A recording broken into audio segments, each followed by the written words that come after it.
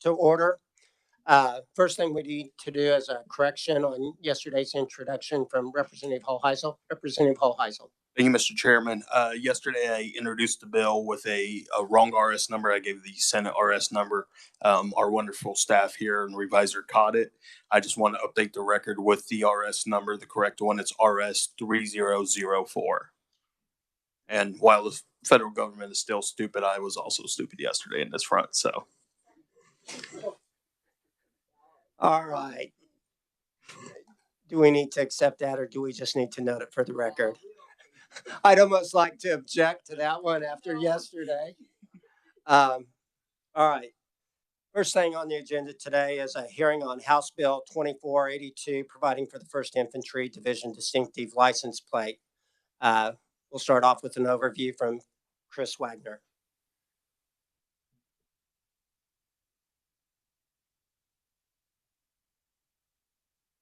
Thank you, Mr. Chairman. Committee House Bill 2482 creates distinctive license plates for military members. It's called the 1st Infantry Division license plate. It's for military members currently serving in the 1st Infantry Division, the Fort Riley Garrison, or a unit assigned in the Fort Riley Garrison, or anyone who has separated from the United States military, was honorably discharged, and served an assignment of at least 9 months in any unit of the 1st Infantry Division, the Fort Riley Garrison, or any unit assigned to the Fort Riley Garrison. Section 1 outlines procedures to apply for and obtain this license plate. Anyone applying for the license plate will be required to submit proof to the Director of Vehicles as the Director requires to prove that they are currently serving in the 1st Infantry Division, Fort Riley Garrison, or a unit in the garrison, or separated, was honorably discharged, and served at least 9 months in one of those units. Section 3 amends KSA 8-1,141 to exempt this license plate from the usual requirements for distinctive license plates.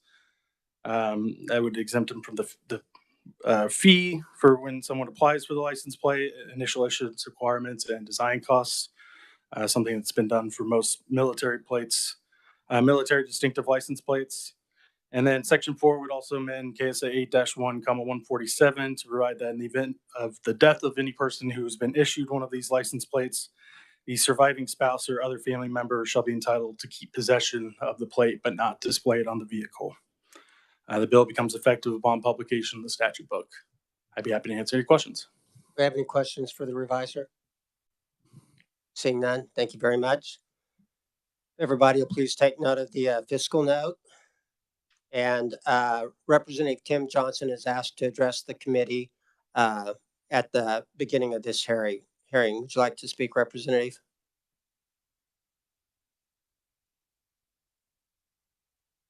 Thank you, Chair and members of the committee. We serve on the Veterans Committee, and this morning I gave a little presentation, which I can't do today for this committee because apparently I'm no longer allowed to use my prop. We do allow props in committee all the time, but that's fine.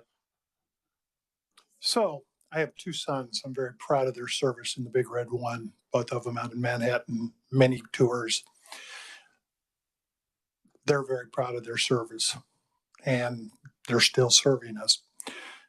And I'd like for their benefit. So I asked my son, Chris, I said, do you got any mementos from the Big Red One that you could give me that I could share? And so he went down to the basement, brought back something, and I looked at it and I go, holy smokes, what a representation of the Big Red One. I'm going to put this in my office. And he had dated it 2013.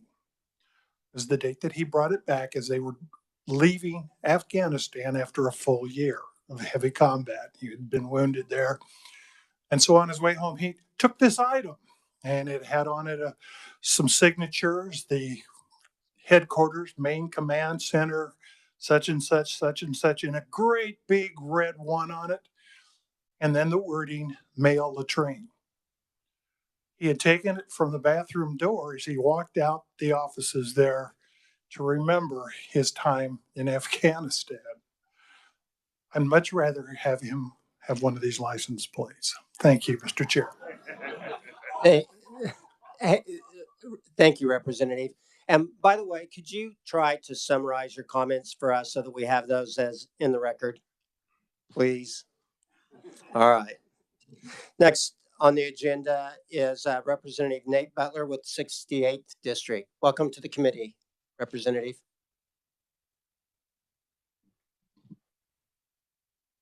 Thank you, Mr. Chair, committee members. My name is Nate Butler. I'm the representative of the 68th District, which takes part of all of Morris County, part of Garrett County, and Riley County.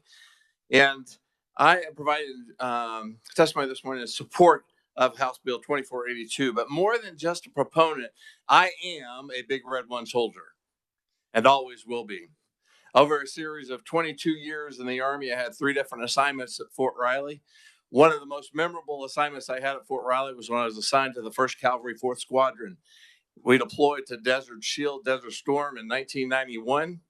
The morning of the ground war, when it kicked off, the night before, our squadron commander called us, all the leaders, into the TOC, into our Tactical Operations Center. He said, "Don't tell your soldiers this, but we're expected to lose 75% of our staff, of our squadron, within the first 24 hours of battle." So, that puts a little bit of fear into a man. So we went out and we didn't tell a soul to that next day when we got through the obstacles. We breached the obstacles, breached the berm, breached the oil wells, the landmines. We were expecting to take a lot of casualties. Took 1 combat casualty. An artillery round hit right next to one of our tracks, knocked the track commander out of his vehicle onto his floor. My medics shot across the oil fields in a track vehicle to provide life-saving measures for him. We had one other individual later that day have a non-combat injury that we had to back through those obstacles to get to aircraft because the airframes would not fly to us because of all the artillery that was going on in the area. After the war was over, the last night of the battle, we, as a squadron, captured hundreds of POWs. My medical platoon, I was a medical platoon leader. We provided medical operations for the only reported, as far as I know, the only reported mass casualty in the division area of operations.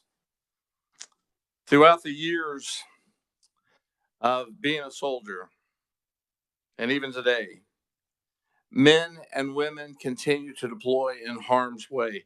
And at all times, men and women of the division, the 1st Infantry Division, live the motto, no mission too difficult, no sacrifice too great, duty first. On February 1st, 2002, after assignments at Fort Riley and 22 years of active duty, my active duty time in the Army came to an end. On that day, I retired at Fort Riley, Kansas. I received my DD Form 214 and I faded into the sunset. But old soldiers never die, do we? What's the rule? We just fade away.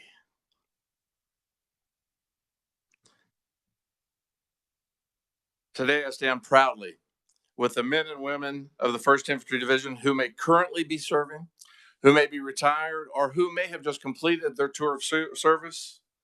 And I stand with pride. And I hope to be one of the first to display a 1st Infantry Division tag on my car. In just a moment, you're going to hear from someone who I believe may just be prouder to be a Big Red One soldier than I am. And I don't want to steal her thunder. And I'm grateful that she is here today to be able to take time away from her work to testify on this bill. I want to thank you, committee. Thank you, Mr. Chair, for hearing the bill. And I hope this bill passes out of committee with a unanimous vote of affirmation. I stand for questions. Any questions for Representative Butler? Seeing none, good job. Thank you. Next on the agenda, we have Phyllis Fitzgerald, CW3, retired, United States Army. Welcome to the committee. Good afternoon, Mr. Chairman and committee. I am absolutely honored and proud to be here today to speak to you all about the House Bill 2482, the 1st Infantry Division license plates. So with that, hopefully you don't hear my heart beating out of my chest. So Representative Butler spoke a lot about the Big Red One and deployment to Desert Storm. And we actually, my husband was also in the 1st Infantry Division, and we all deployed together over to Desert Storm. And we were just under the superb leadership of General Rain, our late commander, and the training that we all received, we returned back home. So what I want to share with y'all today is tremendous support that we have of that House Bill 2482, and how proud not only me and my husband, but anyone that has ever served in the 1st Infantry Division would be to have that license plate to proudly display that Big Red One patch as we're rolling down, whether it's Kansas highways or some other highway in the great United States. So when we deployed away, just to share a little bit, my husband and I both went to Desert Storm. We left a baby and a small child back home, or 2 children. So we were very fortunate that we came back home, and we hold a lot of that in our heart to the Big Red One, as I mentioned, from the leadership and the training that we have. And we've always considered where we live right now is Junction City as our Army home of the Big Red One. So and today I serve as the executive director of the Society of the 1st Infantry Division. We have about 9,000 members or so. And before I came out here today, I ran a query of our database. And of those 9,000 members, almost 1,600 live in the great state of Kansas. So if we had that license plate, those 1,600, I guarantee you, if they got a plate, they would be proud to be driving around and displaying that license plate on their vehicles. And as Representative Nate mentioned, our motto of the 1st Infantry Division, no mission too difficult, no sacrifice too great. We all live by that. And a little bit of history more about the Big Red One. If you didn't know, it's the oldest and most storied division of the United States Army. And anyone that has ever served in it is very proud. And I, in my position, receive lots of calls about license plates, whether it's in Kansas or another state. So please consider and pass House Bill 2482, and let us all so proudly display that license plate on our vehicle as we travel around the United States and Kansas. Thank you all so much for listening to me today. Any questions? Do we have any questions or comments for Warrant Officer Fitzgerald? Representative Collins. Thank you, Mr. Chair, and thanks, Chief, for speaking. And I have a cousin who served in 1st Infantry in Vietnam, and he's no longer around. He, not combat-related death, but just makes me feel good to know that the people who have served with the 1st Infantry will have this license plate. And just want to thank you and Representative Butler and anyone else who's involved in this. Yes, sir. Thank you so much. Representative Proctor. I'd echo the comments of the representative, but I can only support this bill if I get the first plate. I'm going to have to ask that the first proponent. Thank you, Mr. Chair. Any other comments or questions? Well, thank you for your testimony, and I know we're all proud to be the home of the Big Red One. So Yes. Thank you for bringing this bill. Yes, sir. Thank you all so much. All right, do we have any other proponents on this bill? Do we have any opponents? Any neutral? Seeing none, I'm going to close the hearing on HB 2482.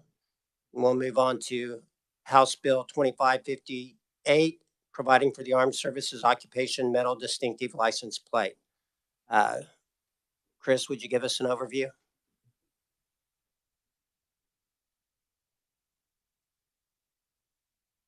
Thank you, Mr. Chairman. House Bill 2558 would provide for the Armed Services Occupation Metal License Plate. Section 1 outlines those procedures, and anyone who wants to apply for this plate would need to provide proof required by the Director of Vehicles that such person received an Army of Occupation Medal or a Navy Occupation Medal. Just like the previous plate, House Bill 2482, this plate would be exempt from distinctive license plate requirements, including the distinctive license plate fee, sign costs, initial issuance requirements. I should clarify that if any applicant wants to personalize the plate, and including the first infantry division plate, a personalized license plate would apply. That's a $40 fee. And again, this bill would amend KSA 8-1,147 to provide that in the event of the death of the person, a surviving spouse or family member could keep possession of the plate but not display it on a vehicle. I'd be happy to stand for any questions. Questions for Chris? Seeing none, thank you. Everybody will take a moment and review the fiscal note. And our first proponent today is Representative Randy Garber from the 62nd District. Welcome to the committee, Representative. Thank you, Mr. Chairman. Pleasure to be here. About I had to follow the big red one, but I guess I'll do my best. This is a license plate that certainly probably will not have as many people eligible as the big red one. However, it is, in my opinion, a very important opportunity for those who served overseas after a conflict or a war. And we're still in harm's way. My constituent, Alan Thagard, is here, and he will be explaining most of it to you, so I don't want to steal any of his thunder. Just to say that we did introduce this in 2017, got through the House, didn't make it, the Senate didn't take it up. So I urge your support of this bill. I'll stand for questions. Are there any questions? Representative Hall-Heisel. Thank you, Mr. Chair. Thank you, Representative, for being here today. One quick question. We kind of loop in the revisor. We have a minimum threshold on distinctive license plates, I believe, of 250 initial. Are there 250 folks out there that you guys are confident that you can get the initial cap on, I guess? I can't say there are 250. I do not know that answer. I do know in our Sabetha VFW, at one time we had 4 and we're down to 2, and that's a small community of 2,500. So, Mr. Chair, yeah, if anybody else has knowledge or expertise on this, I'm just curious if they're able to get to that 250 plate threshold cap, if there's enough folks in Kansas to get to that cap. And I think Chris may have some input on. Thank you, Mr. Chairman. The bill does exempt this plate from those initial issuance requirements. I think there's 3 here today that are eligible, or they were here. Any other questions for the representative? If not, we'll move on to the next proponent, and it's Alan Thagard, retired Sergeant First Class. Welcome to the committee. Mr. Chairman, committee, greetings and thank you for this opportunity to speak reference to Armed Forces Occupation Medal license plate, House Bill number 2558. I was instructed by Mr. Garber to tell a little bit about myself before I get into asking for the plate. I'm retired from the Army, I'm retired from civil service. I've gotten asked a few questions by some people by catching my accent and whatnot. So I'll just answer the 3 most asked questions of me, and that is yes, yes, and no. Yes, I'm from North Carolina. Yes, I like grits.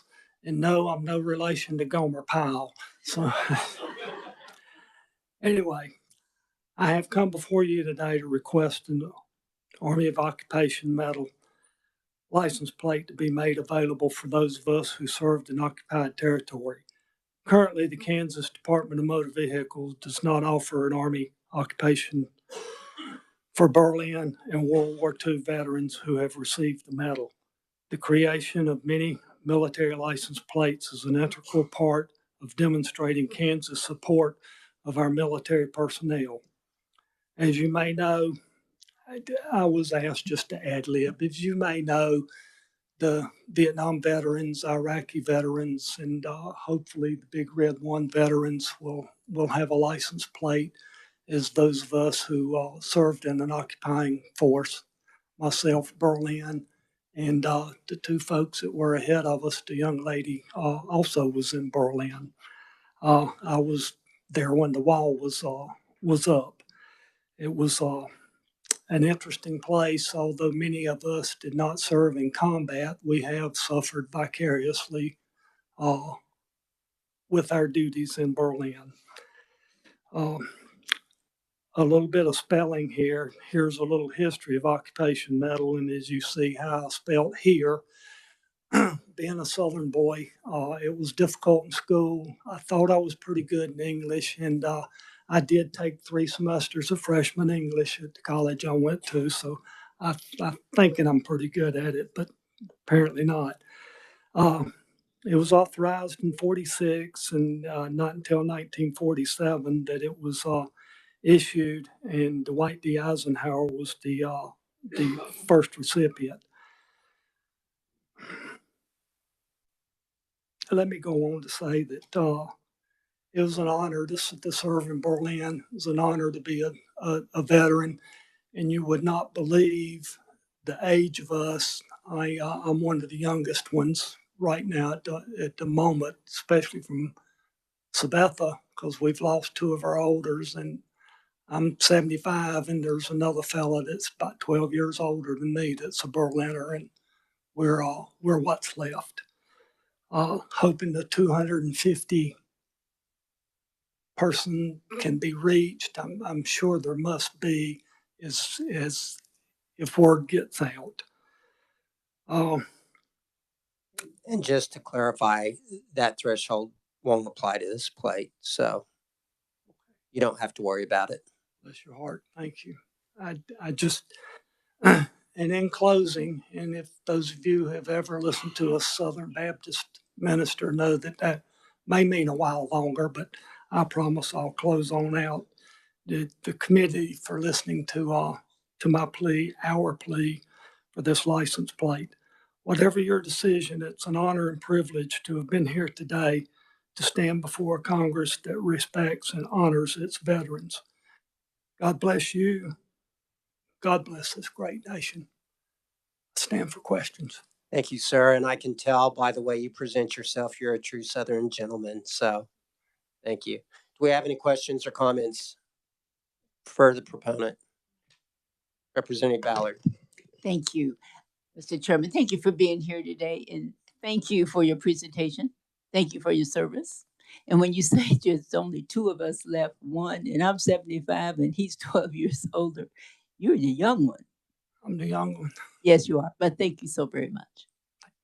Bless your heart. Any other questions or comments? Not, thank you for your testimony. Sure. Do we have any other proponents on House Bill 2558? Any opponents? Any neutral?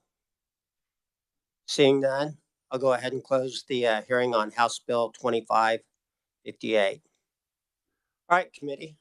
Next thing on the agenda is I want to work House Bill 2499, prohibiting the use of a mobile telephone while operating a vehicle in a school or construction zone or by an individual less than 18 years of age.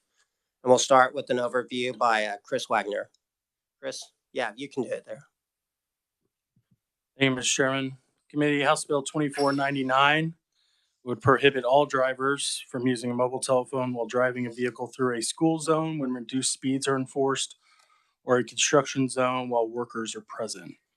Additionally, drivers younger than 18 years of age would be prohibited from using a mobile telephone at all times when the individual is driving a vehicle.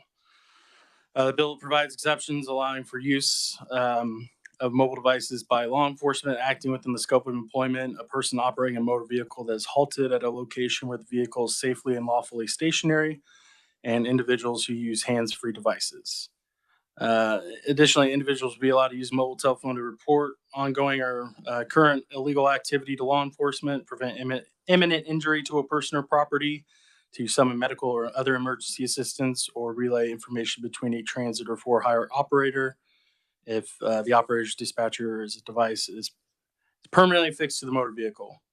Holding a mobile telephone would constitute a violation of this statute, and the violation would be a $60 traffic infraction fine. Finally, the bill would require law enforcement to give a warning citation to a driver who violates this new provision until July 1 of 2025.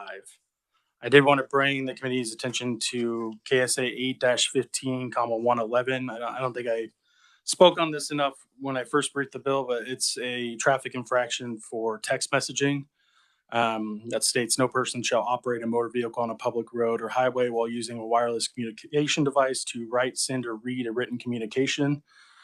So this bill 2499 kind of adds an additional layer to some of the activity that's already prohibited under that traffic infraction. Whether one is cited or the other is kind of up to the discretion of law enforcement, depending on what the person was doing with their phone at the time. I'd be happy to answer any questions. Representative Hoheisel. Thank you, Mr. Chair. That last section, can you repeat that again? What you just referenced on the text messaging? Do you want me to just find it again? Just summarize what. Wait, yeah, 8-15, 111 provides that no person shall operate a motor vehicle on a public road or highway while using a wireless communications device to write, send, or read a written communication. So that applies everywhere on a road or highway. And there is no age threshold on that. That's no. And there are pretty specific exceptions to that rule, but this law, they would kind of work in tandem. Okay, gotcha. Thank you, Mr. Chairman. Could you repeat the KS? KSA 8-15, 111. All right. Any other questions for the reviser? Okay. If not, committee, what's your pleasure? Are there any amendments or discussion relating to this bill? Representative Delperdang. I don't have an amendment. I'd just like to make a few comments if the chairman would allow. But first off, parts of the bill are extended to all. I wish all of the bill was extended to all. I disagree with it being cut off at age 18. It should be at least 21. I really think the fines for this should be greater, but they're not. We got thousands who die each year because of texting, whether doing the texting or be on the receiving end of someone driving who's not paying attention. I wish this would put more teeth into the bill for law enforcement to enforce. I'm disappointed that it does not. I'm familiar with 8-15, 111 for the texting, but once again, a lot of times the law enforcement don't even stop you because there's not enough text or enough teeth in this bill. But with that said, we've been asked to keep the bill clean. I will adhere to the wishes of that. I will be a yes vote, but I appreciate you letting me be in here. Thank you. Thank you, Representative Delperdang. Representative Proctor. Thank you, Mr. Chair. I also only have comments. I don't have any amendments or anything. I'd go the other way from the previous speaker. I personally think that this is, distracted driving, and the things that distracted driving cause are already violations. I think it's a little redundant, but I understand the intent, and so I'm going to vote for the bill. But I feel like it's not super necessary. Thank you, Mr. Chair. Representative Hauser. Thank you, Mr. Chair. Question for every members of the body that can't see my hands. Am I texting on my phone right now?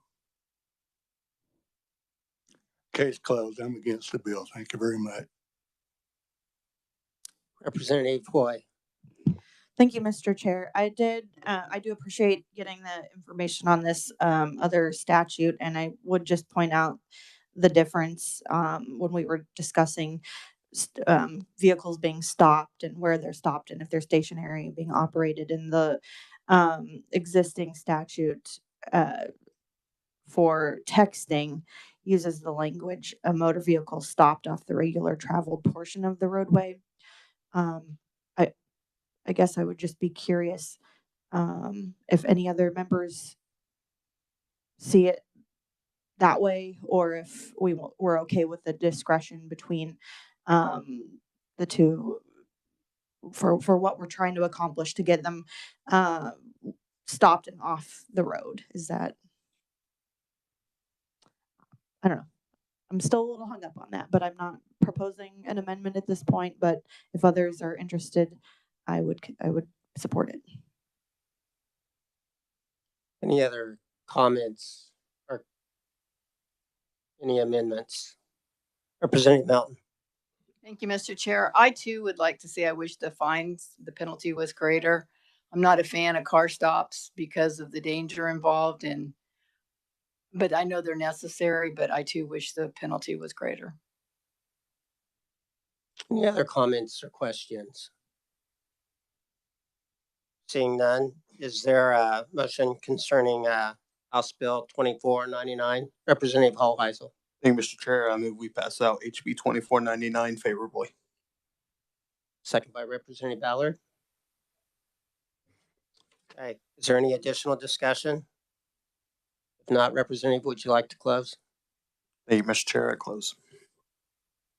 Okay, you've heard the motion. All those in favor of the motion say aye. All those opposed, no. Motion carries. All right, thank you everybody for your work. You know, I think this bill is one of those ones where it's all about compromise and trying to move the ball forward. So I share concerns that many of you have voiced, but sometimes it's important just to, like I say, move forward. With that, tomorrow, committee, we're going to hear two bills. One, they both deal with railroad in Abilene. One is making the Atchison Creek and Santa Fe 3415 as the official state locomotive. The other one is the Abilene and Smoky Valley Railroad as the official state heritage railroad. We'll probably have some students from some of the local schools testifying.